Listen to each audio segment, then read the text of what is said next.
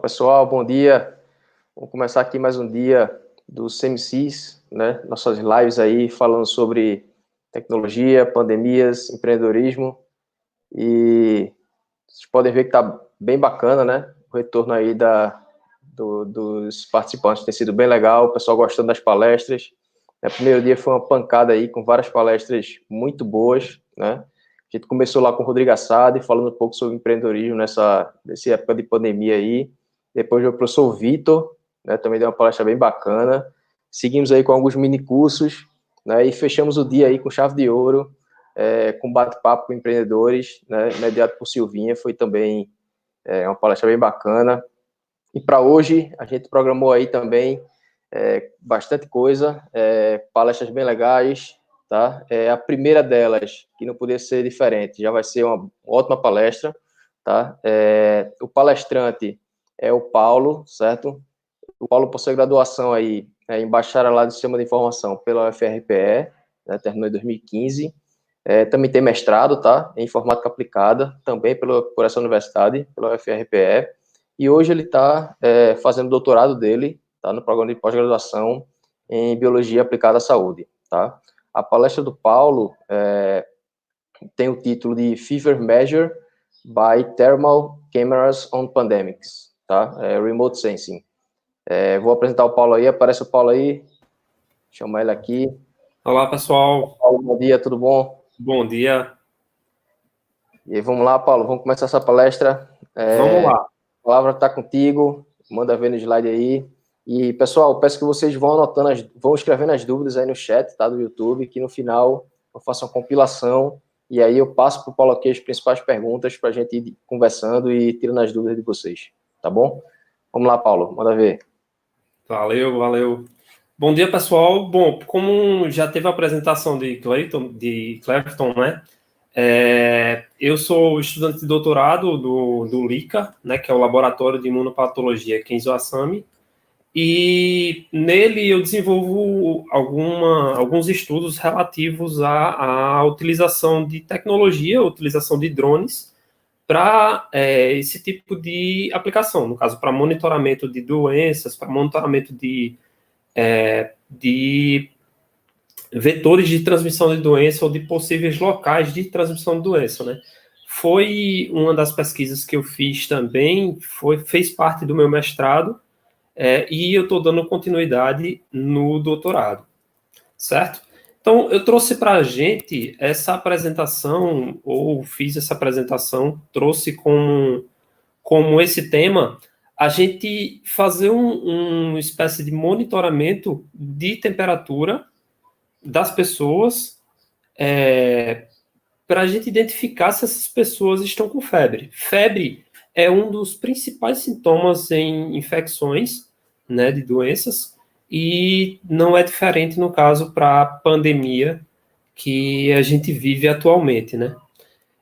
Bom, feito apresentações, inicialmente a gente vem com o cenário atual. Atualmente a gente vive, não é novidade, a gente sabe disso, a gente vive nesse cenário de pandemia, né? Com a descoberta aí do vírus, né? Do SARS-CoV-2, é um vírus que causa doenças respiratórias, e a infecção dele traz alguns sintomas que são muito presentes para essas doenças, né? Para a doença que é causada por ele, que é a Covid-19. Um dos principais sintomas que traz para isso é a febre. Além disso, tem tosse e dificuldades respiratórias, né? Além de outros sintomas também que já foram relatados e que traz consigo a identificação dessa doença, né, ou da infecção desse vírus. E o que acontece? Esse vírus, ele é muito transmissível, tem uma taxa de transmissão muito alta, e uma dos principais coisas para combater esse vírus é combater, no caso, aglomerações, ou, digamos assim, combater que eu falo é, tipo, incentivar o isolamento social, ou fazer parte desse isolamento social, que seria prevenir que tenham aglomerações e que, caso não seja possível ter essas aglomerações, que as pessoas que tiveram lá, elas sejam garantidas que não estão transmitindo esse vírus, né? E o que é que acontece? No estado de Pernambuco, a gente tem um dado muito preocupante, que são a quantidade de casos e a quantidade de óbitos, né? A gente percebe por meio desse mapa que a doença está se espalhando e se espalha, né? Continua se espalhando por todo o território de Pernambuco, né? Ela se espalha por todas as cidades, ela está presente praticamente em todas as cidades de Pernambuco. E já são, esse dado é de ontem, né? A gente já tem 28.366 casos confirmados, de óbitos passa de 2.000 óbitos já confirmados. Então a gente vê que é uma doença preocupante. Por que isso é preocupante? Não pela taxa de mortalidade dela, pela forma de transmissão, sim, é que é preocupante, né? É uma transmissão muito rápida e que ela, na verdade, faz com que enche o sistema público de saúde, né? Então, isso faz com que essa mortalidade acabe aumentando, né? Porque as pessoas acabam precisando muito do sistema de saúde e o sistema de saúde fica a ponto de colapsar, ou seja, fica a ponto de colapso, de não conseguir atender a todo mundo. Então, por isso que é muito importante ter esse isolamento social, no qual a gente está vivendo, né? Antes de tudo, a gente teria qual a proposta que a gente tem para isso aqui, né? Mas antes de tudo, eu queria fazer um parêntese de como tudo isso começa, não no caso da pandemia, mas onde começa a minha história, utilização de drones, e onde começa a história do LICA em si e de quem monitora isso por meio de drones, né? Por volta de mais ou menos 2014, foi mais ou menos 2014, 2015, a gente passou a estudar drones na Universidade Federal Rural de Pernambuco, né? Logo quando eu entrei para fazer meu mestrado, foi em 2015, a gente começou a estudar drones e a proposta era que esses drones pudessem ajudar no meio de monitoramento de doenças e também da utilização deles para auxílio no monitoramento dessas doenças, tá? Então, o que é que acontece? A gente passou a utilizar, a estudar esses diversos tipos de drones, né? Que a gente tem drones em miniatura, inclusive, utilizados em segurança. A gente tem multirotores, que tem diversos tipos. A gente tem quadrirotor e a gente tem também os trirotores, né? Todos eles, e além disso, todos eles têm um tipo de modalidade ou um tipo de mobilidade que se diferencia, né? Quanto menos quanto menos quanto menos hélices eles tenham, menos estável ele é, certo? Quanto mais hélices, mais estável ele fica. Então, o que é que acontece? Esses que têm mais hélices, eles são mais estáveis, consequentemente, eles são mais utilizados em filmagens, em alguma coisa do tipo, tá? Esses que têm asa fixa, eles são geralmente utilizados mais em mapeamento de grandes áreas, tá? Grandes áreas, geralmente, eles são utilizados esse tipo de drones, né? E a gente também precisa estudar legislação e tipos de voos, né? Então, o que é que acontece? Existem 3 tipos de voo que são permitidos pela ANAC no Brasil. Geralmente, os voos que a gente faz são esses aqui, que é o Veloz.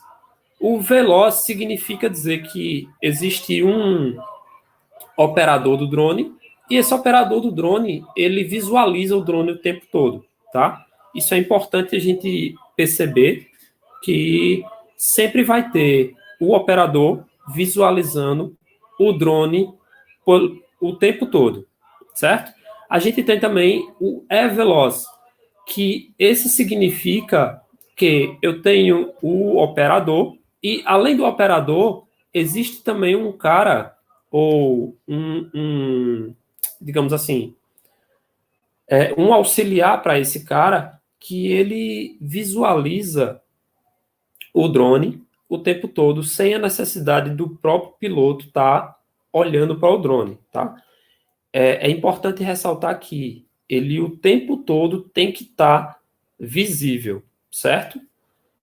E existe também o B-Veloz, que esse B-Veloz, ele, nenhum dos operadores, nem o auxiliar, estão visualizando o drone. O drone não fica com visada, ou seja, não tem visão do drone.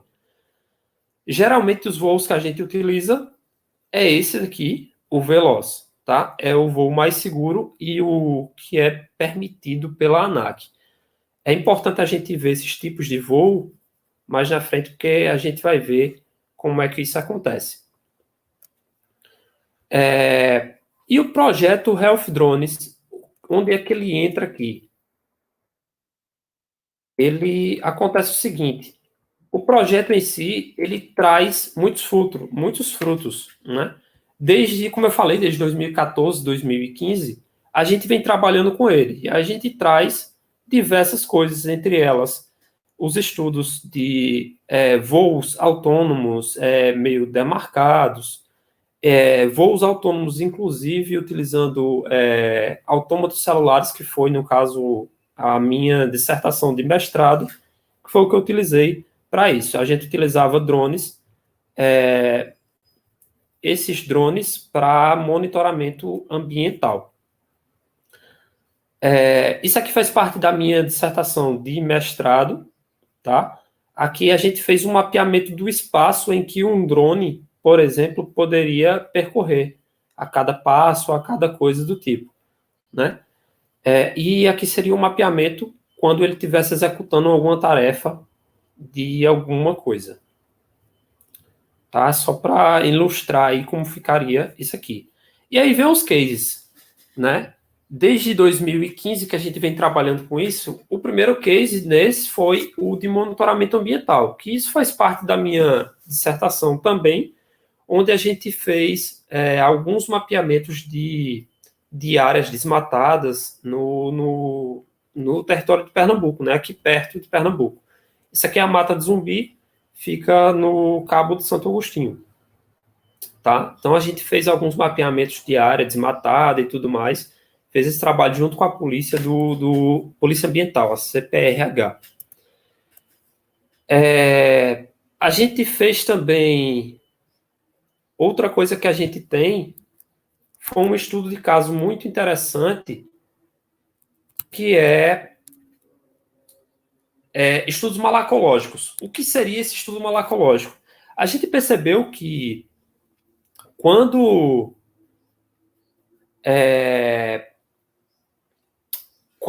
os malacologistas, né, os estudos de malacologia, eles vão para a rua, ou seja, vão para campo, o que é que eles vão fazer? Eles vão coletar esses caramujos, né, os caramujos que transmitem alguma doença. Então, o que é que acontece?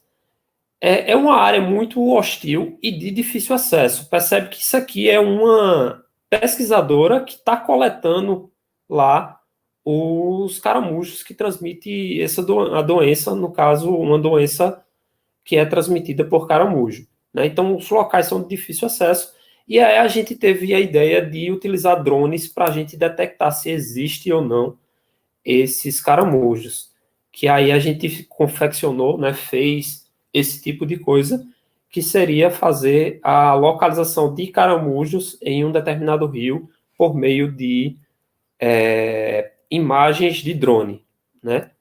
E uma outra coisa que a gente fez, né, que continua fazendo, é a gente apresentar que tenha corretude e validação desses estudos ou dos algoritmos que vão rodar no drone, certo? É interessante que a gente valide tudo isso e diga, ó, tá ok, existe corretude nos algoritmos que está funcionando, e ele vai executar, eu garanto, né, por meio matemático, que ele vai executar o que está sendo proposto para a execução dele. Então, o que é que acontece? Foi desenvolvida, né, e ainda está sendo desenvolvida, inclusive, uma linguagem na qual a gente modela máquinas de estado que vão funcionar no drone, tá? Ou em qualquer robô que a gente defina isso. Aqui está o exemplo de um robô que a gente desenvolveu, que é utilizando Arduino, né? E é um carrinho, na verdade, e onde a máquina de estado está aqui, e ele passa a ter todo a correção a corretude, né, verificada e a validação disso aí. Né? Eu verifico o algoritmo por meio de várias coisas e garanto que aquilo ali está funcionando de forma correta.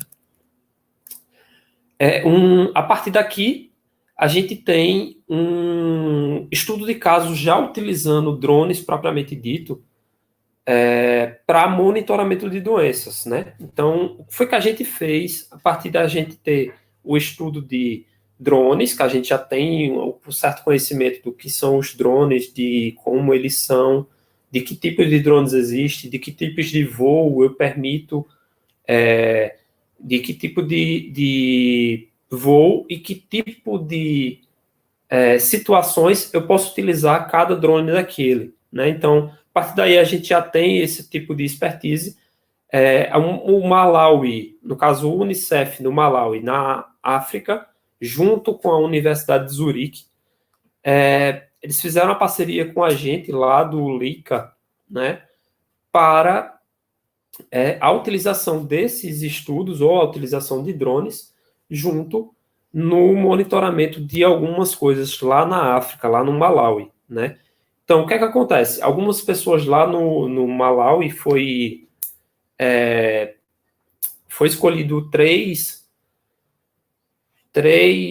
vilas lá para fazer esse monitoramento e as pessoas nessa vila elas estavam utilizando alguns wearables. Esses wearables, eles transmitiam alguns tipos de informações dessas pessoas. Que tipo de informações? Seriam temperatura, batimentos cardíacos e alguns outros tipos de informações que estavam sendo coletadas dessas pessoas no intuito de fazer esse monitoramento lá. Só que lá era uma área muito remota. É muito complicado de se fazer esse tipo de estudo, porque não tem energia, não tem absolutamente nada de infraestrutura. Então, o que é que acontece? A gente precisava levar uma infraestrutura. O que foi que a gente fez? A gente utilizou drones para levar essa infraestrutura. Então, as pessoas utilizavam esses wearables, né, se comunicavam por meio de uma rede Wi-Fi, e essa rede Wi-Fi, a gente não instalava ela lá. A gente levava essa rede Wi-Fi dentro de drones, ou com drones. Então, as pessoas estavam utilizando os wearables, que estavam transmitindo os dados dele, ou seja, que estavam armazenando esses dados dele, e quando eles encontravam a rede que era levada pelos drones, esse drone coletava essas informações e alimentava o nosso banco de dados dessas informações. Então, para isso foi selecionado 3 vilas lá, foram selecionadas essas vilas, e a gente fez esse tipo de estudo lá também. Né? Então, esses pontos que eram marcados aqui, por exemplo, eram os pontos onde o drone ia coletar informações, né? E por onde ele ia fazer esse percurso. Né? Então, o wearable encontrando a rede que o drone estava levando, fazia essa coleta de informações e transmitia para a rede da gente, né? Então, esse foi um dos casos bem sucedidos lá no Malawi. E um outro caso que também foi no Malawi foi pós-ciclone que ocorreu lá no Malawi. Então, uma outra coisa que a gente precisava fazer era identificar locais de alagamento lá no Malawi, porque pós-ciclone que houve, isso foi em 2019, tá? Esse ciclone já agora, recente, em 2019, houve esse ciclone e a gente precisava identificar pontos de alagamento nessas comunidades, ou seja, nas vilas que existiam lá. Por que que era preciso a gente fazer isso? A gente precisava fazer esse mapeamento desses pontos de alagamento porque estava tendo um surto muito grande de cólera, né? Então, a cólera era transmitida pela água, e aí o drone fazia esse mapeamento por meio de segmentação de imagens para a identificação de poços de água, de corpos de água, né? Uma vez identificados esses corpos de água, a gente tinha, a gente coletava amostras. Aqui nesse vídeo a gente mostra o drone coletando as amostras nesses corpos d'água, né? A gente desenvolveu isso aí, esse aparato para captar essa água, bem rústica, na verdade, porque lá no Malawi a gente não tinha muito o que fazer, né? A gente tinha muito o que fazer com relação à tecnologia, muita tecnologia dentro disso aí. Na verdade, isso aí é simplesmente um barbante e um copo coletor para a gente coletar um pouco da amostra desse rio ou desse lago e fazer análise e ver se ele tinha transmissão, se ele era um possível corpo de água que estivesse transmitindo cólera, né? E para isso a gente pegava e fazia essas amostras. Uma outra coisa que a gente faz e que levou a gente a utilizar vários espectros de imagem ou várias faixas de transmissão de imagem de auxílio foi a utilização de imagens de satélite. O que é que tem em imagens de satélite que a gente utiliza? É que a gente utiliza bandas ou diversas bandas diferentes de imagem, ou seja, a gente tem uma dimensão espectral muito grande, tá? Então a gente consegue enxergar em infravermelho, a gente consegue enxergar somente a banda a gente tem o RGB totalmente separado, a gente tem infravermelho próximo, a gente tem várias bandas em vários espectros diferentes. Isso possibilita que a gente consiga encontrar corpos diferentes em superfícies diferentes. Então, a gente consegue, ele reflete de forma diferente e a gente consegue identificar determinadas coisas. Então, além da água, a gente conseguia identificar diversos parâmetros que eram de extrema importância para a transmissão da cólera ou para a transmissão de doenças e por meio desse multiespectro, né? E aí, a gente utilizou esse multiespectro para identificar se aquele corpo de água ele estava infectado ou não e era possível de transmitir a cólera, tá? Então isso é muito interessante aí com relação a isso. Então fez com que a gente pudesse utilizar também esse multiespectro nos drones. Beleza? Então a ideia é basicamente essa. A gente tem essa liberdade poética de colocar, por exemplo, um cachorro no drone, porque o cachorro ele tem um sensoriamento muito forte com relação à identificação de coisas, como, por exemplo, cheirar as coisas e ver de forma diferente as coisas, né? Então, a gente tem essa ideia de fazer com que o drone veja as coisas de forma diferente. Então, a gente vê em múltiplos espectros diferentes, né? Em vários espectros diferentes. Além de drones, também imagens de satélite. Então, aí eu fecho parênteses mostrando tudo que a gente já fez anteriormente, e aí eu venho para, propriamente dita, a proposta que seria desse projeto, né? A proposta que seria de como monitorar toda a pandemia ou toda a forma de transmissão do Covid-19 dentro do nosso território, né? Dentro do território de Recife ou dentro do território de Pernambuco, digamos assim. Qual a proposta para monitorar tudo isso? Né? Qual a proposta para a gente monitorar toda essa pandemia? Então, a proposta ela passa por vários tipos de coisa, que seria a primeira, a identificação de ambientes propícios, que seria para a transmissão de Covid-19 por meio de imagens de satélite e também por meio de imagens de drones, tá? Principalmente imagens de drones. Por que eu coloquei imagens de satélite? Porque a gente utiliza as imagens de satélite justamente para a gente identificar pontos que seriam mais cruciais e que mereciam uma análise mais profunda daquele ambiente, tá? Como é que a gente faz isso, né? O que é utilizado para a gente fazer isso, esse tipo de coisa? Como eu falei anteriormente, além da gente utilizar a imagem de satélite para a gente identificar um local que a gente quer fazer uma análise mais profunda, uma vistoria melhor daquilo ali, a gente também tem equipamentos que são capazes de fazer esse tipo de monitoramento multiespectral, tá? Então, o que seria isso? A gente tem equipamentos que são capazes de enxergar em espectros diferentes, enxergar coisas que a gente não enxerga no nosso olho propriamente dito, com um olho nu, digamos assim. Então, o que a gente utiliza? Um RPA, ou seja, um drone, uma aeronave remotamente controlada, quadrirotor, e que ele possui uma câmera térmica.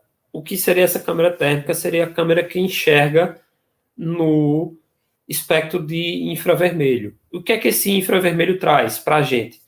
Ele simplesmente reflete a irradiação térmica das coisas, ou seja, qualquer superfície que esteja emitindo, ou seja, toda superfície ela vai emitir uma radiação de calor ou não, né? Ou a ausência dela também ela é vista nesse infravermelho, porque ela se destaca das demais superfícies. Então, o que é que acontece? Tudo que irradia calor, ou seja, que tem a radiação térmica, essa câmera vai estar captando. Ela capta, na verdade, essa variação de radiação térmica, né?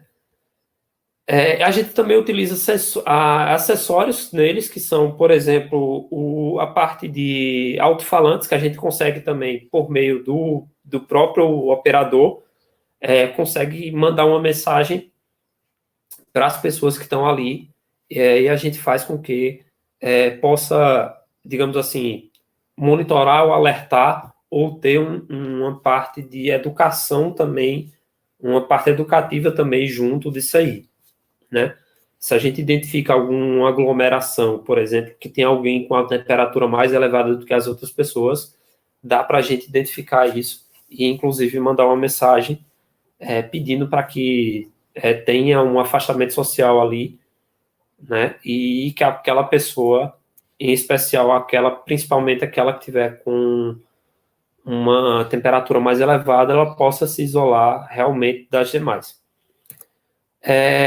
E como é que a gente utiliza e quais as tecnologias são utilizadas para que a gente possa fazer isso, né?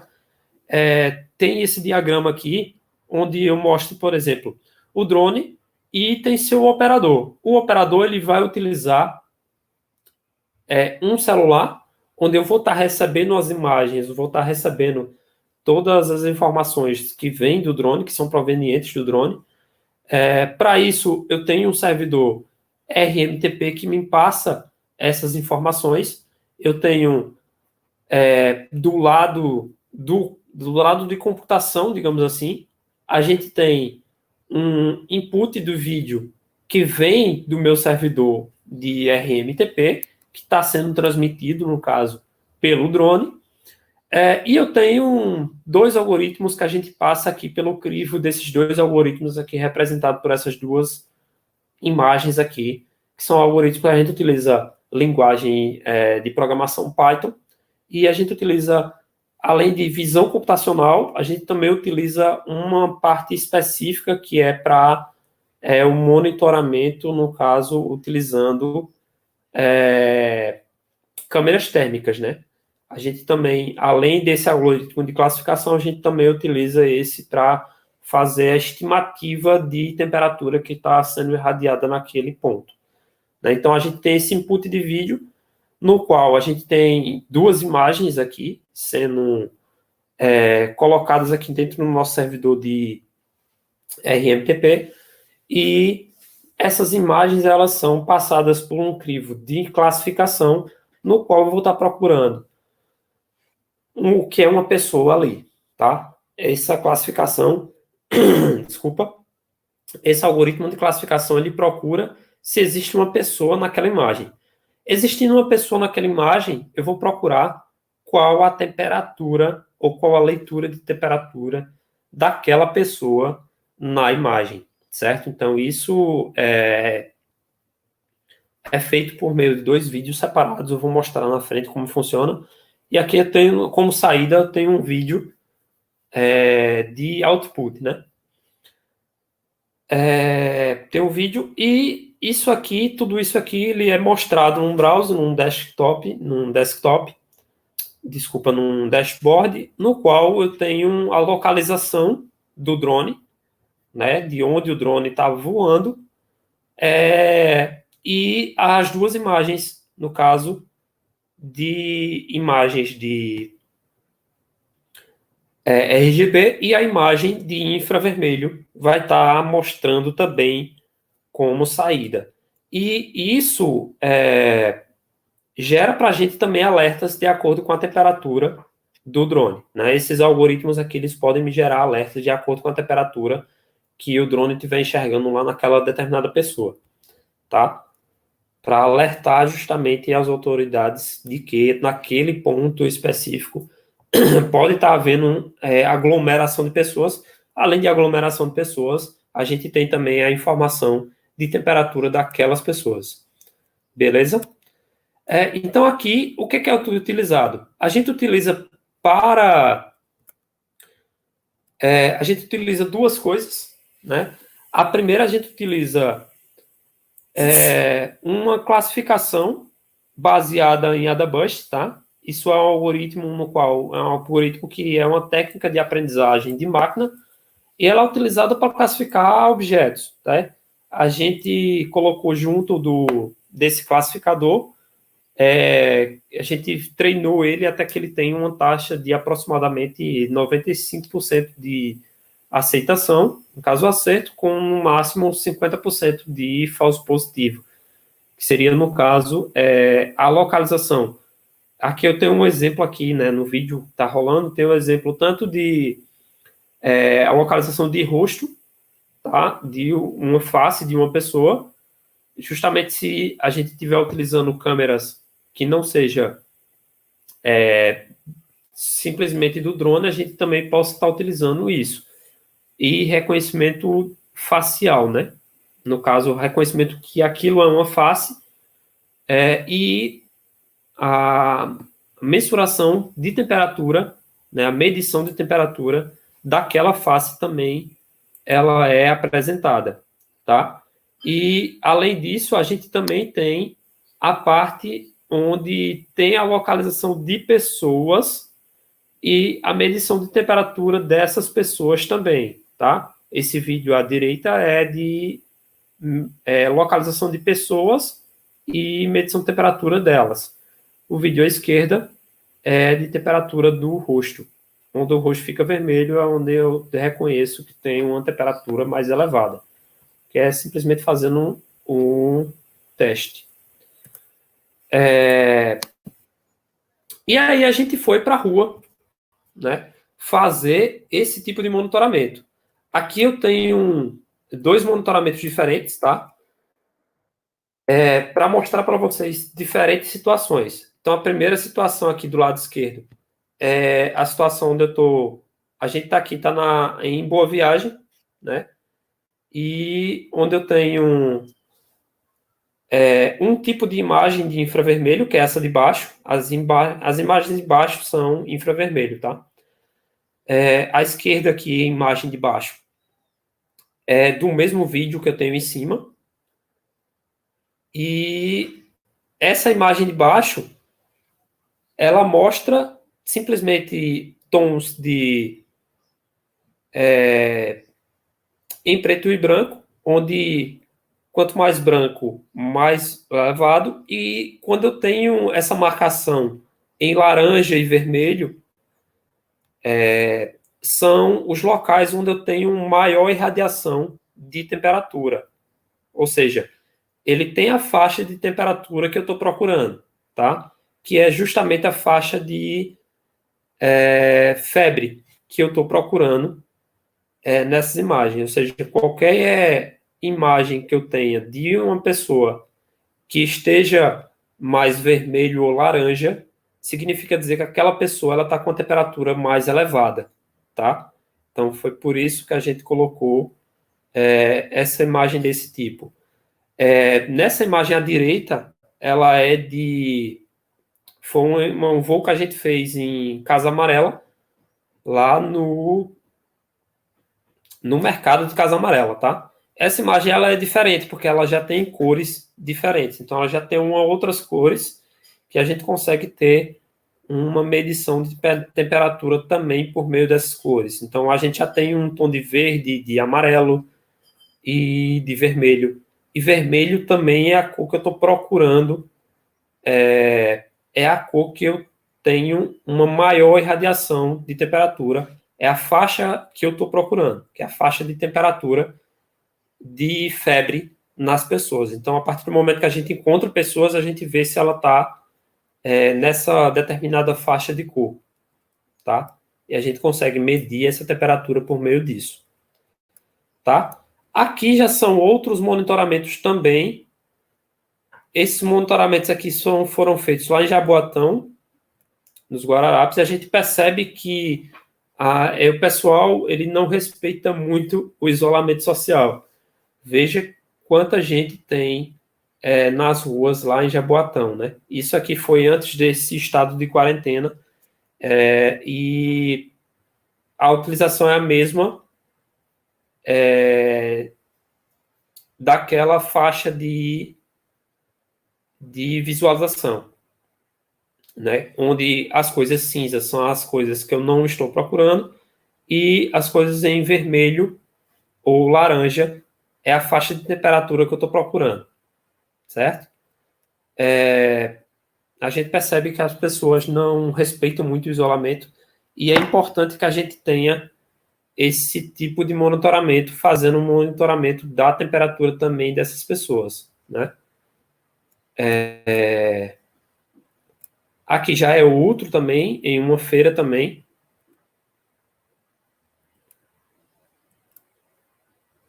Né? A gente percebe muita gente na rua, tá? E tem sido basicamente desse jeito que a gente faz esse monitoramento. A gente encontra realmente muita gente na rua.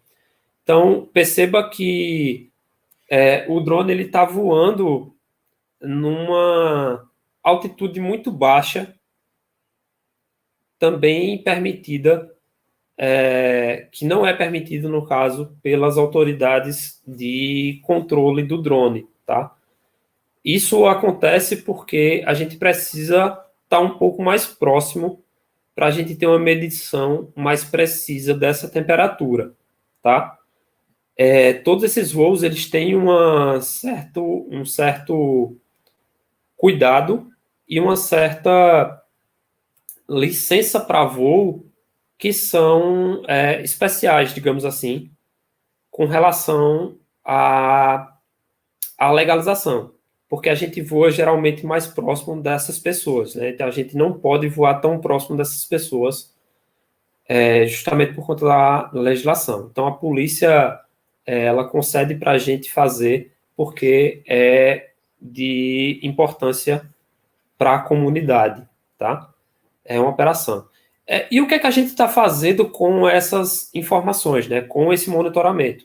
Então a gente está colocando no ar uma plataforma no qual a gente tem esse monitoramento geolocalizado, tá? A gente tem a localização desses pontos dentro do mapa e a gente consegue ver como é que está aquele momento, ou naquele momento que foi feito o voo, a gente consegue ver isso naquela posição onde foi feito o monitoramento. A gente também está fazendo isso por meio de aplicativo de celular, tá? Então a gente consegue fazer a mesma coisa que a gente faz no dashboard, a gente também consegue estar colocando isso num aplicativo que provavelmente essa semana vai estar disponível aí para a gente visualizar por completo isso aí. Bom, vou me acabando por aqui. Eu dou muito obrigado e tem meu contato aí. E é isso. Valeu, Paulo. Muito bom, velho. Parabéns aí pelo trabalho. Trabalho muito bacana aí, envolvendo drones, envolvendo algoritmos, né? Trabalho muito bem feito, acreditamos. E aí surgiram algumas dúvidas aqui, tá? Você estava aí apresentando, o pessoal estava levantando dúvidas. A primeira delas foi do próprio operador aqui, que estava prestando bastante atenção na palestra. E ele perguntou aqui se é o Ítalo Souza, tá? Aluno também lá do curso. Ele perguntou se houve algum tipo de problema com interferência no sinal do rádio ou GPS quando fizeram o experimento de transmissão de internet. Sim, sempre vai existir. Como é que eu digo isso? Porque sempre vai existir, né? Logo quando eu fiz a minha dissertação, uma das coisas que a gente estava com essa dificuldade era justamente com sinal de celular, interferência, com sinal de GPS e tudo mais. Então, para isso, a gente desenvolveu alguns algoritmos que, no caso, se o drone se perder, se tiver interferência de sinal, se tiver interferência desse tipo de coisa, a gente consiga meio que identificar onde esse drone está, né? Mas com relação, por exemplo, à perda de sinal entre o operador e o drone, é um pouco mais difícil da gente ter esse tipo de interferência. Mas, assim, existem locais que causam interferência nisso. A gente tem, inclusive, alguns protocolos de segurança com relação a isso, porque a gente pode perder, no caso, o drone, mas o drone também ele tem tecnologias que é possível que ele demarca, no caso, o ponto inicial de onde ele saiu com um return to home, digamos assim, para ele. Então, caso a gente perca sinal com relação ao controle do operador, no caso, do drone, perca o sinal entre o operador e o drone ele vai voltar para o seu ponto de partida, né? Faz o return to home dele. E até que ele consiga encontrar o sinal novamente. Com relação à internet, essa transmissão também é uma das coisas precárias que a gente tem, tá? Com relação a isso. E a gente precisa de uma certa infraestrutura para que a gente consiga fazer esse tipo de transmissão. Então, por isso que a gente tem essa plataforma, que a gente, logo em seguida, a gente tem tanto a transmissão ao vivo, tá? Que vai ter um certo atraso, vai ter uma determinada latência, pode ser que não chegue aquele frame que a gente quer naquela hora, mas a gente tem uma ideia do todo, tá? Mesmo com essas dificuldades de transferência de informação, a gente tem a ideia do todo. E, posteriormente, esses vídeos também eles são gravados e são colocados, digamos assim, nessa plataforma, como eu tinha falado anteriormente, logo no final. Né? Logo em seguida, quando a gente termina o voo, a gente faz essa transferência de informação e a gente coloca tudo isso nessa plataforma para ficar disponível para todo mundo. Tá, joia. Bom, tá chegando mais perguntas aqui, tá? O Rony Oliveira perguntou se esse teste que é feito com drones, né, acredito de medir temperatura, somente é feito com câmeras infravermelho, ou se pode ser usado por câmeras comuns também? Não, na verdade o drone é uma excelente pergunta, né? O drone, ele possui dois tipos de câmera, né? Uma câmera que é RGB, que é a câmera normal que a gente utiliza, né? E tem a câmera de infravermelho, tá? A gente utiliza essa câmera normal, ele faz essas duas câmeras, ele faz essas duas imagens ao mesmo tempo, tá? Então a gente utiliza essa câmera que é de RGB, ou essa câmera que é normal, a gente utiliza ele para reconhecimento das pessoas, tá? E a câmera de infravermelho a gente utiliza para fazer esse monitoramento de temperatura, essa medição de temperatura. Ou seja, a gente só vai conseguir essa faixa se a gente tiver uma câmera infravermelho, tá? Então, a infravermelho é para a gente medir especificamente a temperatura. Então, sim, a gente só consegue medir temperatura se tiver infravermelho. E se tiver com se a gente quiser uma precisão boa para isso, tá? Perfeito. Uma pergunta aqui do professor Glauco Gonçalves. Ele pergunta aqui: quão próximo o drone precisa estar das pessoas para se ter uma boa confiabilidade?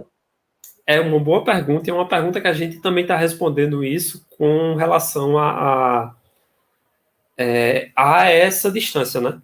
Porque a gente sabe que uma das coisas que é muito prejudicial, digamos, eu não diria prejudicial, mas que tem relevância na visão computacional é com relação à distância que estão as coisas, ou quão pequeno está a imagem dentro daquela área que eu tenho no meu sensor de captação da imagem, né? Então, o drone ele precisa estar, para eu ter uma precisão muito grande, ele precisa estar pelo menos a 3 metros de distância das pessoas, tá? É uma distância pequena, então por isso que a gente tem geralmente quando a gente vai com uma licença, digamos assim, especial para a gente fazer esse monitoramento, e a gente consegue ter uma precisão, uma certa precisão dentro do esperado, tá? Então, até 3 metros, a gente tem uma ótima faixa de cobertura de caso para a temperatura. A partir disso, a gente começa a perder um pouco de informação, tá? Não necessariamente a gente consegue, não necessariamente a gente perde total informação. A gente consegue sim diferenciar quem está com a temperatura mais elevada do que o outro, ou seja, a gente consegue identificar uma aglomeração e consegue identificar que determinada pessoa ela pode estar com a temperatura mais elevada do que outra, tá? Tá, já. O Mário Melo também perguntou aqui: a identificação de pessoas está sendo realizada de forma manual ou algum classificador para identificar pessoas e temperaturas? Boa pergunta, Mário. A identificação de pessoas ela é utilizada de forma automática, tá? A gente fez o algoritmo que identifica a pessoa, né? E também o algoritmo que identifica qual a temperatura daquela pessoa. Ou seja, a gente tem uma faixa que a gente tem de abordagem para aquela temperatura. Como eu mostrei na palestra, na explicação, existe uma faixa de cor que está tolerante para a gente, né? E essa faixa ela é feita de forma automática. A gente tem tanto a temperatura quanto a identificação das pessoas ela é feita de forma automática por meio de um algoritmo que a gente tem. A gente pega o stream de imagem disso, faz a identificação. Beleza. A gente tem aqui mais 2 perguntas. Vamos tentar responder-las rapidinhas, que a gente já está com o tempo estourado aí. Certo. O professor Cícero mandou uma pergunta aí para você, perguntando qual a autonomia da bateria do drone. Muito boa a pergunta, Cícero.